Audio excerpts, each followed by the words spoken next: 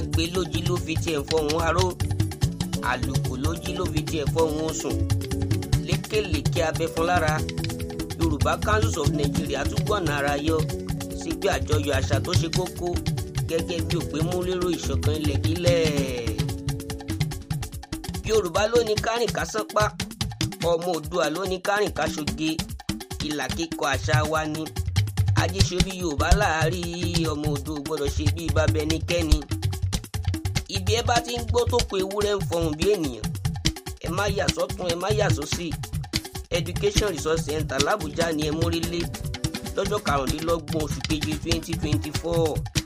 ní pẹ́pẹ́ yìí ó ti pọ̀ mọ́ tálárí ó jágbà tí nǹkan ó fi gbé nǹkan hánu tó nílùú ó sọ kọ̀ǹgọ́ sílùú ní ràbájì gan ewì ó máa porí iná níṣẹ́ ní rẹ́gẹ́dẹ́ fín.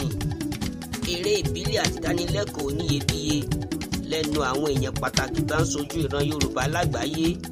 ìròyìn onítàfojúbà lọ́jọ́ náà. fún ìbáṣepọ̀ kó lè dòkè gbígbọ́n tó lè kàn sí ẹ lè kàn sóǹkẹ́rọ̀ wọ̀nyí. Oòduà á gbè wá o.